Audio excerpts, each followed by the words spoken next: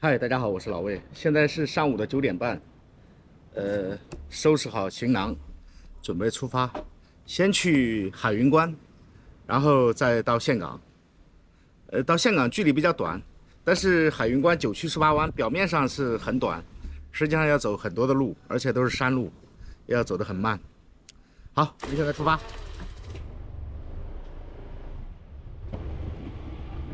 我这边上就是大海啊。再给大家看一眼这大海，不过不用那个，这一路上全是大海，我就准备走这个海景线。现在9点半，等会儿吃点东西，中午可能不知道什么时候才能有饭吃。这附近可能有吃的，等会儿看看有什么吃的，找一点吃一吃。前面那个桥就是1号路啊，前面1号路，1号路要穿过一个大隧道。但是我们这个呢就不用穿隧道了，而且这2条路是，表面上相交，但是就没有办法切路，所以就走这条路。这条路是上山的，那这边全是这个水库了啊，这水库都是海水，所以这里养殖的虾啊都是海虾。往前面就是山啊，就是崇山峻岭，这里叫灵姑湾。据说是玄真公主陵墓葬在此处，所以得名灵姑湾。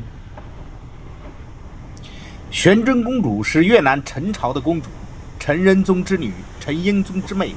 陈朝兴隆14年，陈英宗把皇妹玄真公主下嫁给战成王，得到五里二州作为聘礼，1年更名为顺州、化州，纳入陈朝版图。顺州化州，也就是今天的顺化。稍微吃一点垫吧垫吧，不然我估计要几个小时的这条路，看着挺短的。好，这里来。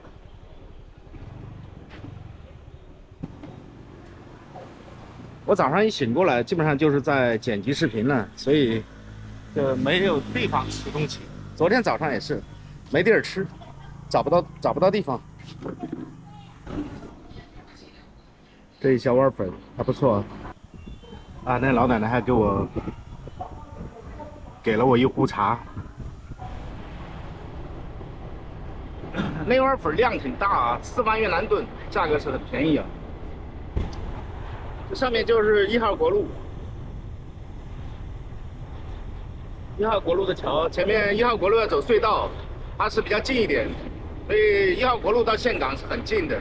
但是走这边多绕了几十公里。这是一个盘山公路啊，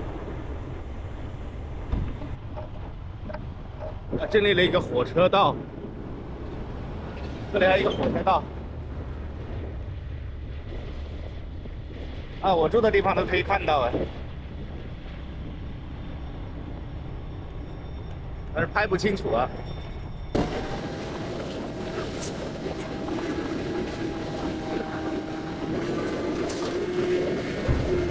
这上面的弯道特别多啊，警示的标牌也很多。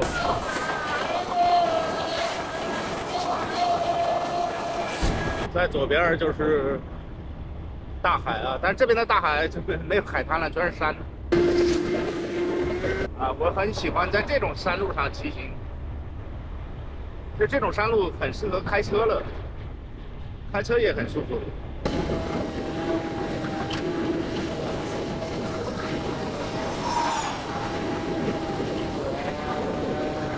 哇哇哇！太漂亮！我是从这个方向过来的，然后这样走这样一个弯路。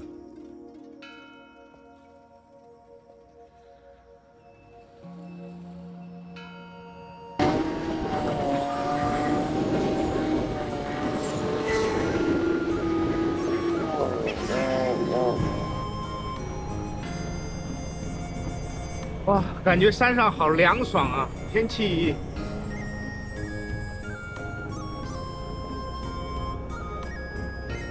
气温不高啊。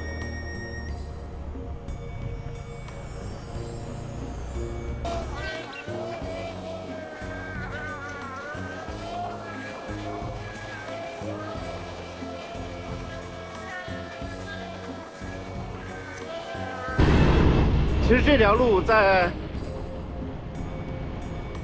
跟1号路相比的话，要浪费了几十公里。你看这边还是很多骑摩托车的越南人啊。我看有时候也有这个西方的游客骑着摩托自己跑。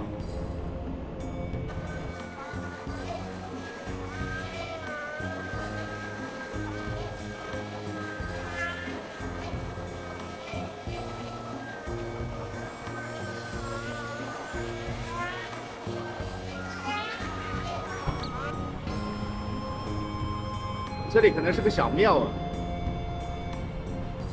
一个小庙。如来佛祖、观音菩萨。啊，这还有供人休息的地方。哦，这可能是一个打卡点儿。这里可以看到对面的沙滩。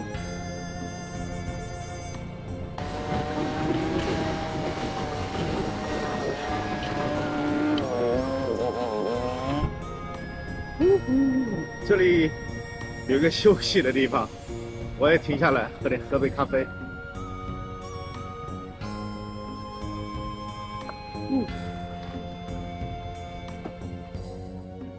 这里的景点特别好啊，这可以看到对面的海滩。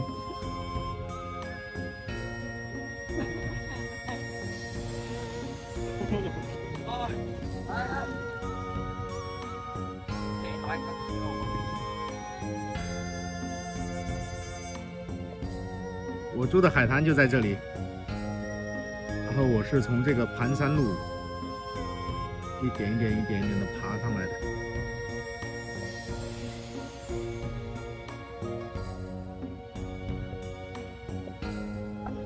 啊，这里风景太美了。来一杯咖啡。等会儿我要从这个路继续上去。这边很多越南人在这打卡。好了，在山边停下来喝一杯咖啡，然后接着往上冲，上面就是海云关了。走的路应该是还是很崎岖啊，也都是这样的盘山山路。好，我们向前冲。这里一杯咖啡2万越南盾，大概人民币6块，不到1个美金啊。喝一杯咖啡，我们继续往前走。刚刚一个老先生，他拿了很多这个各国的货币，问我有没有中国货币。那个可能是收藏外币的。那老先生收藏外币，一个包放了很多这个各个国家的纸币，有的面额很大，有的比越南盾的面额还大，我看好多零啊，数不过来。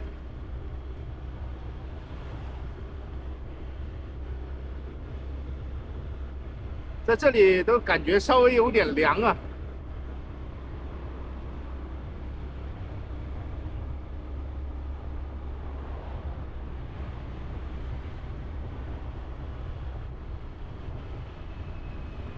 这下面特别陡啊，路边修了这种基石啊，防碰撞的这种矮墙啊，就是防止汽车啊一不小心滑落到山下去。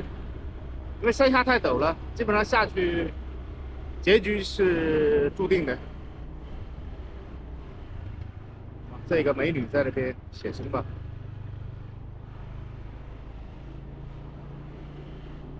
我好担心它掉下去，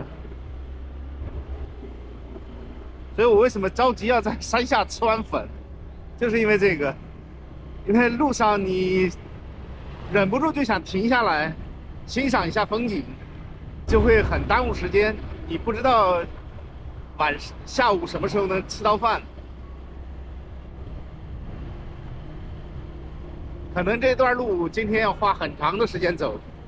哇，这里可能就是海云关了，这里应该就是的。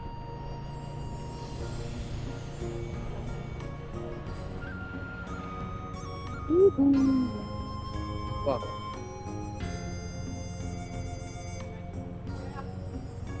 多白人小姐姐。哇，兄弟们，这里就是海云关啊！再找地方停下来，找个地方停下来，喝上一杯咖啡，找个风景好的地方。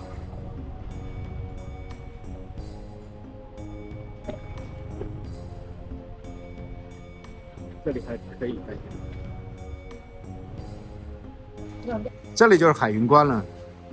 我是随便找个店停下来，这边店很多，非常热情，都喊着你去去坐在他们家喝点东西。我这里比较好停车，哇，这里整得挺漂亮，专门是供人打卡拍照的。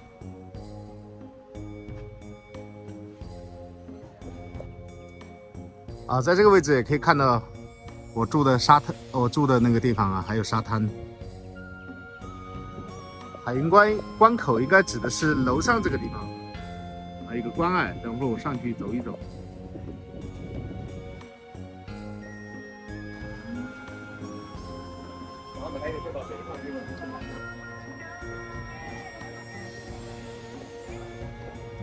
海云关是岘港和顺化的分界线，那就是过了这个关口呢，下面就是岘港了。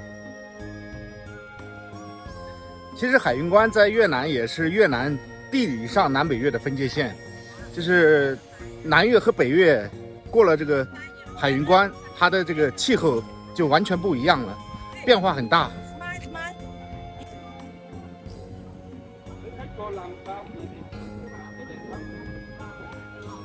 这个关口现在在维修啊，这里有一个垛口，可惜不能上去看一看啊。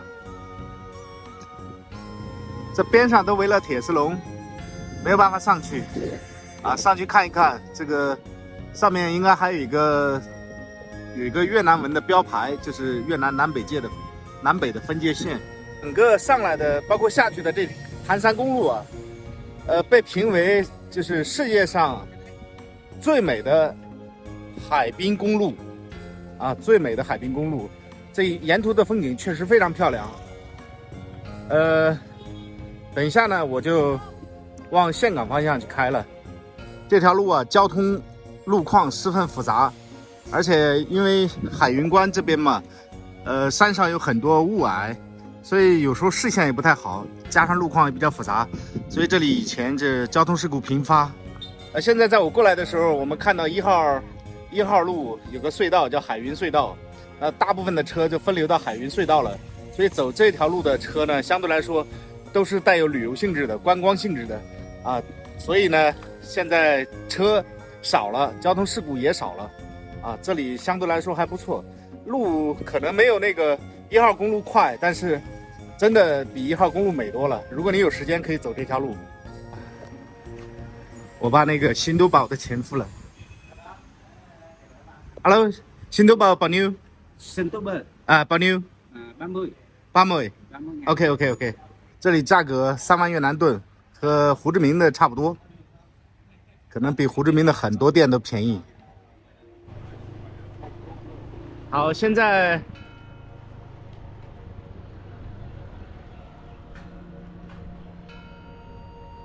我就骑到往岘港方向骑。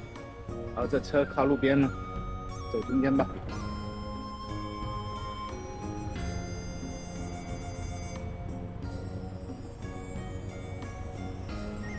哇，处处是美景啊，太美了，太美了！哇，这拉了这么多绳是索道啊！哇，可以坐索道上下啊！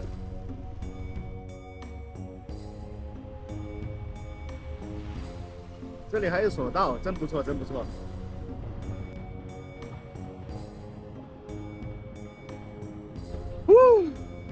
这心旷神怡。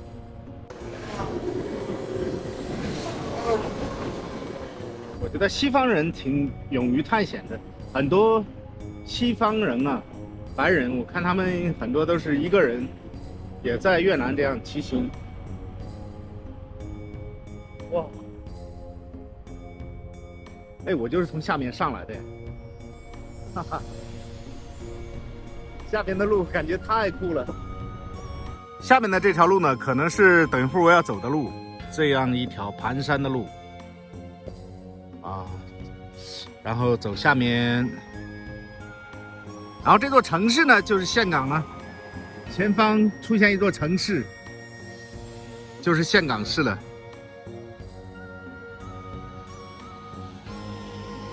风景是非常美啊。这里就是真正意义上的南岳了啊，再往前就是真正意义上的南岳。这里的这种挨子湾很多啊。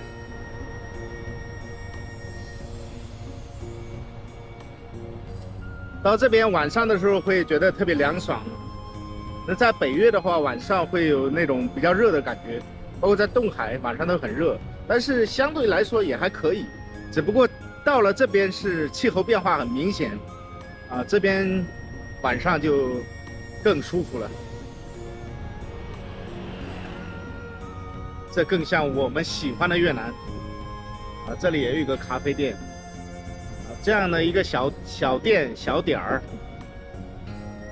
生意是非常好的，每天都是不停的生意啊。这弯我就不停了。这边特别陡啊！你看这个车转了一大圈。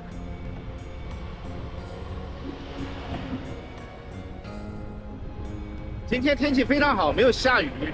我看了天气预报，说是今天有雨。这吉人自有天相啊，这没有下，让我非常非常的欣慰。这必须得带着点刹车，不带刹车的话，这车就冲跑了。在下山的时候，各位老司机们啊，在下山的时候一定要带着点这个车速啊，也就是你不能熄火滑行，滑行是非常危险的。有一次我在那个茅山，中国的金坛茅山。在那边旅行的时候，我就听说有一个司机啊，就是开那种手动挡的车，滑行下去，结果刹不住车，车毁人亡的事儿。就给大家分享一下这个一个伤悲的事儿，就大家警惕一下，无论是开车、开摩托车，啊，都不能滑行。所以有一句话说：“上山容易下山难”嘛。啊，走路也是一样的，你走路下山也很容易摔，就是往前跑停不下来。包括骑自行车啊，骑自行车的滑行要一直点着刹车，你要任它滑行，非常非常危险。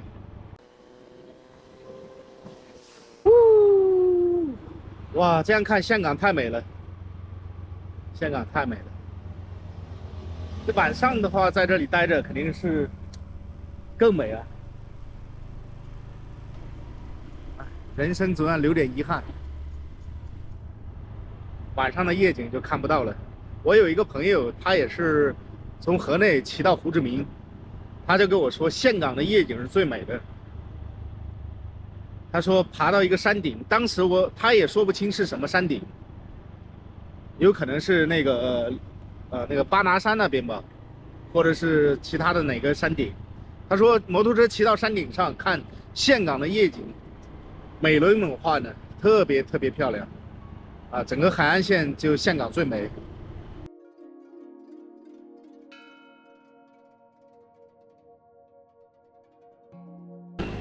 每一个拐角上都有一个小的咖啡厅啊，都有一个观景点儿，啊，都有一个观景点。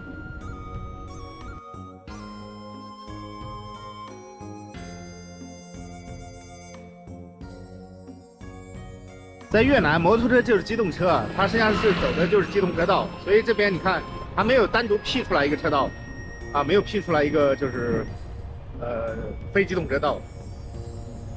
啊，这里应该也会有骑行的，这里也是比较危险啊。如果骑行是比较危险的，因为骑行速度比较慢。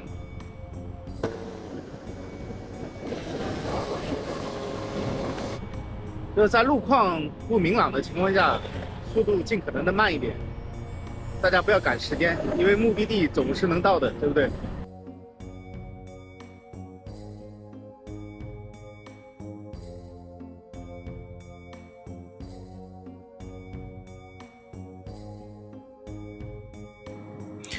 海云关在岘港北面30公里，这一段路总长大约20公里。这里的山脉属于长山山脉，长山山脉在这里直逼大海，将沿海平原在此切断，必须翻过此山才能北上或者南下。这是越南中部的天险，因岭上经常白云缭绕，与蓝天沧海浑如一体，故名海云岭。关口海拔470米，岭上翠竹成林，树木葱茏。山顶自古就设有关口，叫海云关。这里差不多是南北两部分的等分点，也正好靠近当时的划分边界。海云关成为越南南方政府防备北方进攻的天险。在海云关居高临下，可以远眺南北两面长长的越南海岸，远望南中国海上的鱼帆点点。山顶还保留着当年南越军队的碉堡。统一后，海云岭不再是重兵把守的地方，而成为了著名的旅游景点，向游人述说当年的历史。海云岭在南北1000里路上，把承天顺化和岘港两省隔开，长20公里的山路蜿蜒曲折，十分危险。海云岭下有海洋，上有云彩，是顺化和广南、岘港的界限。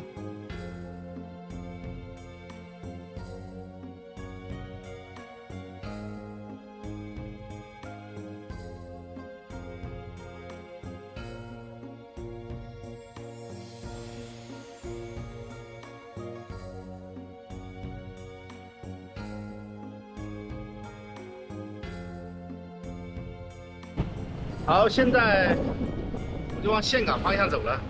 刚刚给一个越南朋友打电话，他跟我说，我让他给我推荐了一个住的地方，他跟我说了一个，然后大概我导航，有20公里，20公里我估计要骑30分钟以上，30分钟到40分钟吧。